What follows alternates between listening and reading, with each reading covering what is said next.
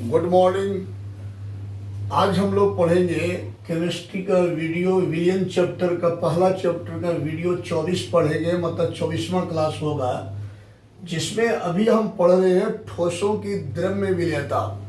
और उसी के अंदर एक टॉपिक आता है विलीनीकरण और क्रिस्टलीकरण। विलीनीकरण को विलोपन भी कहा जाता है और क्रिस्टलीकरण को अपक्षेपण भी बोलते हैं। विलीनीकरण का अंग्रेजी होता है डिसोल्यूशन और क्रिस्टलीकरण का अंग्रेजी होता है क्रिस्टलाइजेशन। तो क्या है विलीनीकरण और क्या है क्रिस्टलीकरण, इसके बारे में समझेंगे। ध्यान से आप देखा करेंगे।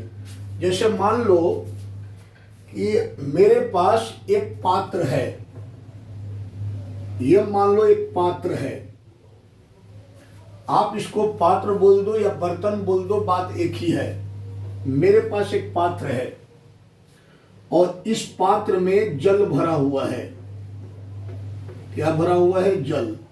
मान लो यहां तक जल भरा हुआ है पात्र में, ठीक है, जल भरा हुआ है।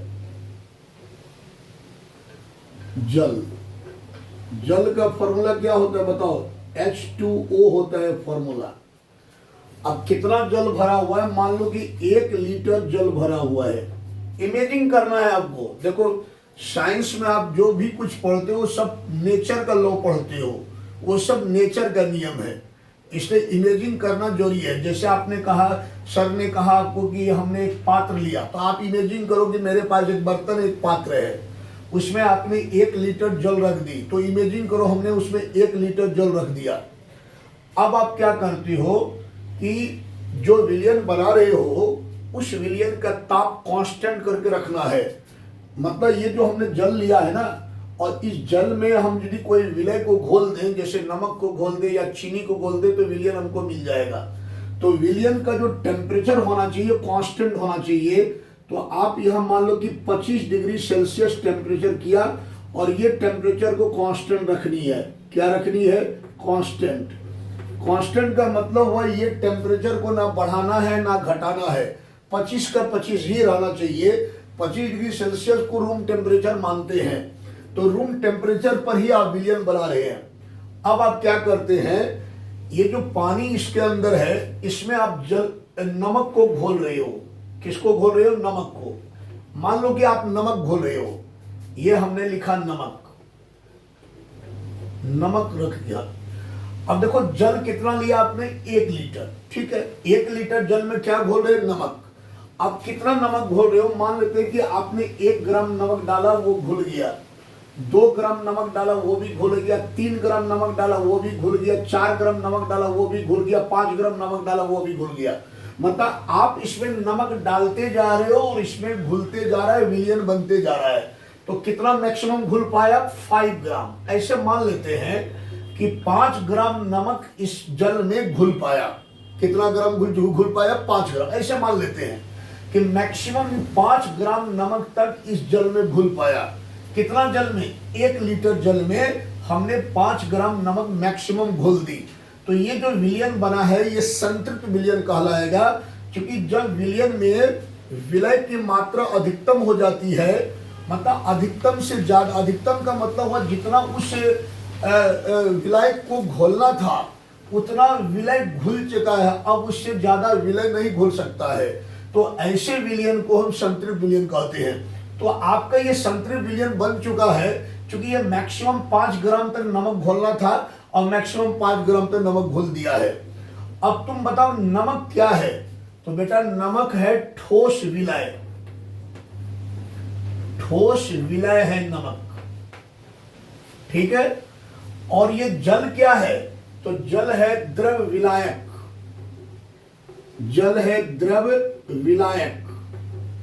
क्यों ये द्रव विलायक है? क्योंकि इसकी मात्रा ज्यादा है। आपने जल कितना लिया है? 1 लीटर ज्यादा मात्रा है, और नमक कितना लिया? 5 ग्राम कम मात्रा है। तो यहाँ नमक जो है वो ठोस विलय है, और जो जल है इसके अंदर वो द्रव विलायक है। तो आपने क्या देखा, जब ठोस विलय नमक को द्रव विलायक जल में डाल रहे हो तो वो ठोस विलय क्या होता है? ये द्रव में घुलने लगता है या घुल जाता है। तो ये जो घुलने की प्रक्रिया है, फिर से देखो, जैसे आपने नमक को डाला जल में, तो ये नमक क्या है? ठोस विलय है। और ठोस विलय को जैसे नमक जल में डाला, द्रव विलय में डाला, तो ये नमक क्या हुआ? इसमें घुलने लगा।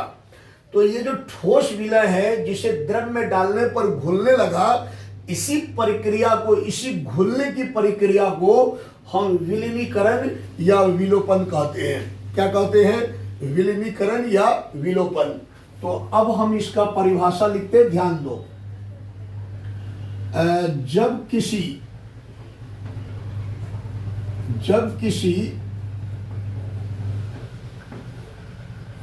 ठोस विलय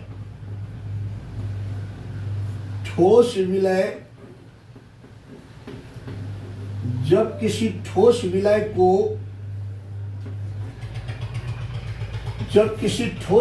को द्रव विलायक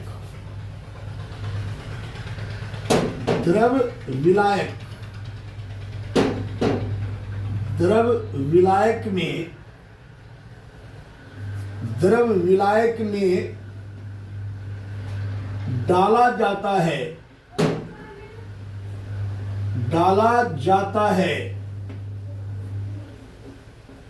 डाला जाता है तो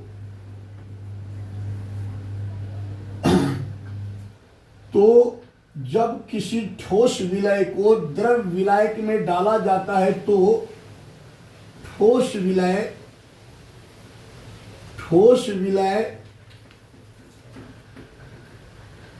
द्रव विलायक में क्या होने लगता है? द्रव विलायक में, बोलो क्या होने लगता है? घुलने लगता है। द्रव विलायक में घुलने लगता है।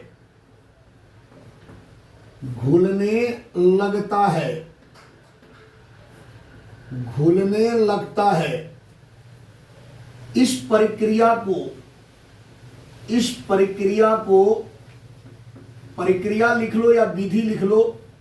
इस प्रक्रिया को क्या कहते हैं? इस प्रक्रिया को विलीनीकरण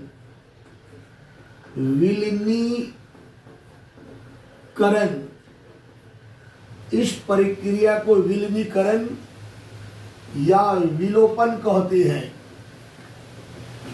या क्या कहते हैं? विलोपन कहते हैं।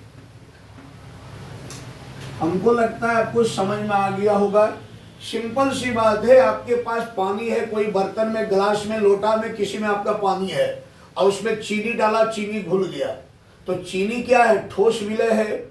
और पानी क्या है? द्रव विलायक है। तो चीनी को आपने पानी में डाला, घुलने लगा। तो ये जो घुलने की प्रक्रिया हुई, इसी को हम विलीनीकरण या विलोपन कहते हैं। अब तुम बताओ कि विलीनीकरण के प्रक्रिया में क्या होना चाहिए? विलीनीकरण के प्रक्रिया में विलयन की सांद्रता बढ़ना चाहिए, घटना चाहिए? सिंपल सी बात है, बढ़ना चाहिए। क्योंकि जितना ज्यादा चीनी पानी में घुलेगा, या जितना ज्यादा नमक पानी में घुलेगा, उस विलयन की सांद्रता उतनी ज्यादा हो जाएगा। इसका मतलब विलीनीकरण के प्रक्रिया में विलयन की सांद्रता बढ़ता है। सांद्रता मतलब गाढ़ापन। जितना ज्यादा चीनी डालेंगे, जितना ज्यादा नमक डालेंगे, विलयन उतना ज्यादा गाढ़ा होते चला जाएगा। तो आप यहां लिख सकते हैं, विलीनीकरण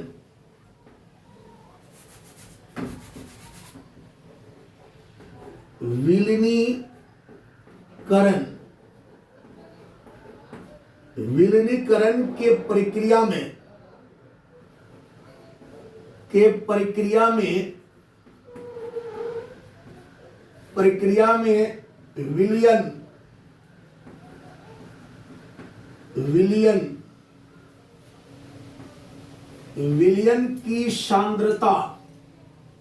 विलयन की सांद्रता क्या होता है? विलीनीकरण के प्रक्रिया में विलयन की सांद्रता बढ़ता है।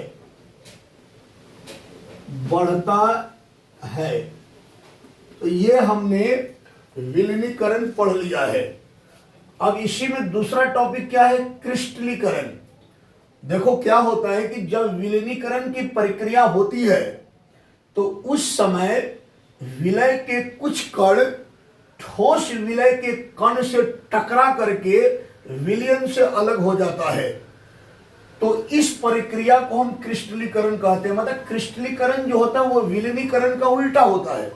विलीनीकरण का मतलब हुआ ठोस विलय का द्रव में घुलना, और क्रिस्टलीकरण का मतलब होता है कि विलयन से विलय के कणों का क्रिस्टल के रूप में बाहर आ जाना। फिर से सुनो, क्रिस्टलीकरण की जो प्रक्रिया होता है वो विलीनीकरण के प्रक्रिया का उल्टा होता है। विलीनीकरण में क्या होता है कि ठोस विलय द्रव विलायक में घुलता है, और ठोस विलय का द्रव विलायक में घुलना ही विलीनीकरण होता है। और जो विलयन आपने बनाया, उस विलयन से विलय के कण, उस विलयन, जो विलयन आपने प्राप्त कर ली, उस विलयन से विलय के कण क्रिस्टल के फॉर्म में बाहर निकल जाना, इस प्रक्रिया को हम क्रिस्टलीकरण कहते हैं। मतलब विलीनीकरण और क्रिस्टलीकरण की प्रक्रिया एक साथ होती है, दोनों का वेग भी बराबर होता है। मतलब ठोस पदार्थ का विलायक में घुलना और विलयन से ठोस विलय का बाहर निकलना क्रिस्टल फॉर्म में, ये दोनों प्रक्रिया एक साथ होती है। ठीक है, जैसे समुद्री पानी से यदि आप शुद्ध नमक प्राप्त करेंगे तो आपको क्रिस्टलीकरण करना पड़ेगा, तब ये शुद्ध नमक मिलेगा आपको। उसे साधारण नमक से शुद्ध नमक आप प्राप्त करेंगे तो आपको क्रिस्टलीकरण करना होगा, तब आपको शुद्ध नमक प्राप्त होगा। तो आप क्रिस्टलीकरण किसको कहोगे? देखो,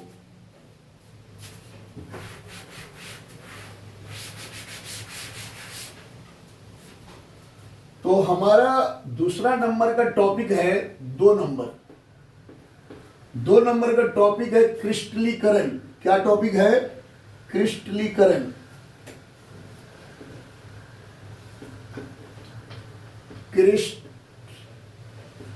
क्रिस्टलीकरण, क्रिस्टलीकरण।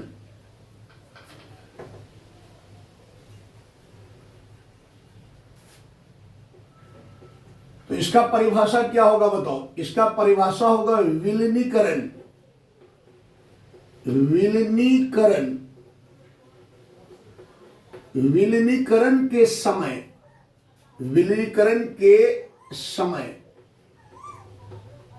विलीनीकरण के समय मतलब, विलीनीकरण के समय मतलब जब विलीनीकरण की प्रक्रिया हो रही हो, मतलब जब ठोस विलय द्रव विलायक में घुल रहा हो, उस समय। विलीनीकरण के समय, विलीनीकरण के समय विलयन,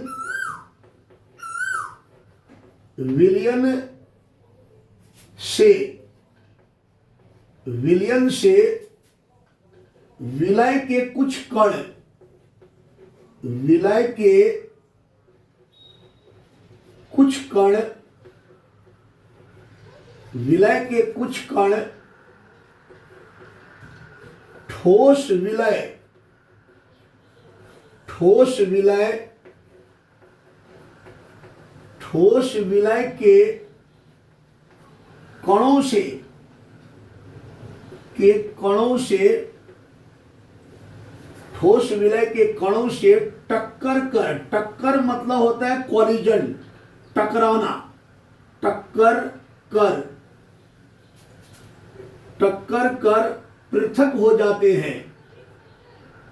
टक्कर कर किस रूप में पृथक होते हैं? क्रिस्टल रूप में, सॉलिड रूप में। टक्कर कर क्रिस्टल,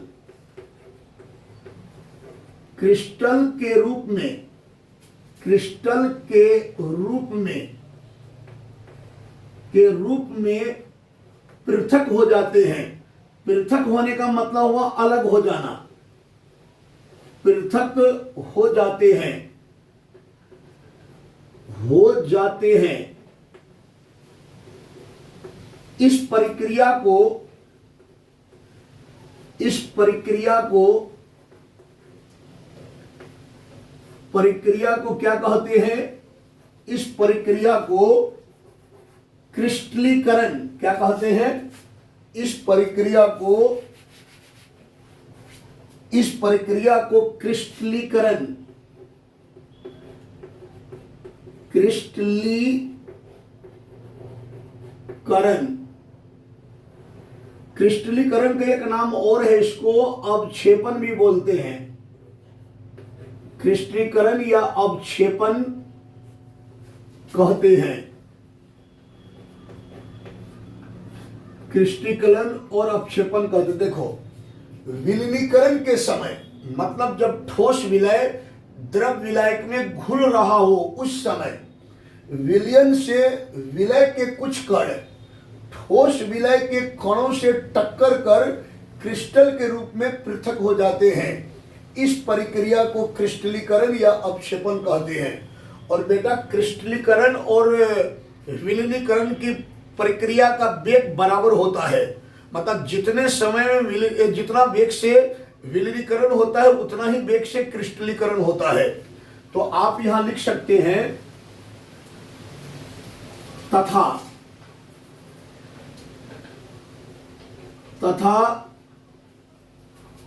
विलीनीकरण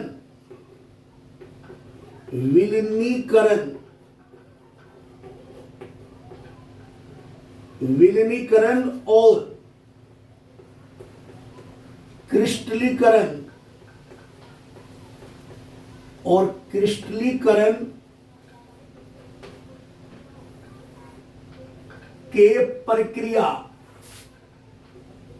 के प्रक्रिया का वेग बराबर होता है।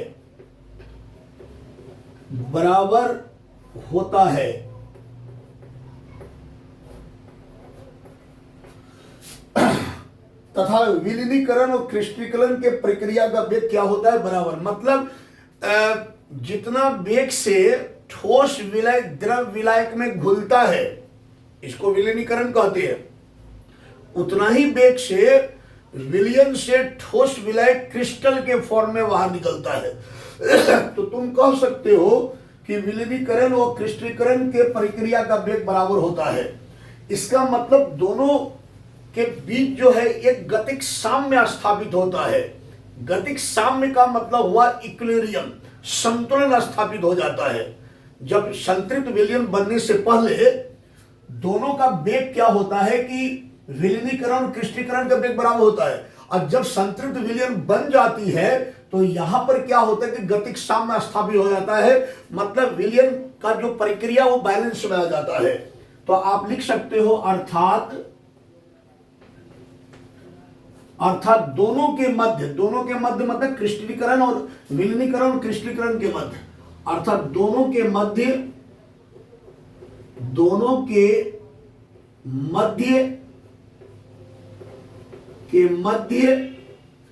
गतिक साम्य स्थापित हो जाता है। गतिक साम्य स्थापित हो जाता है।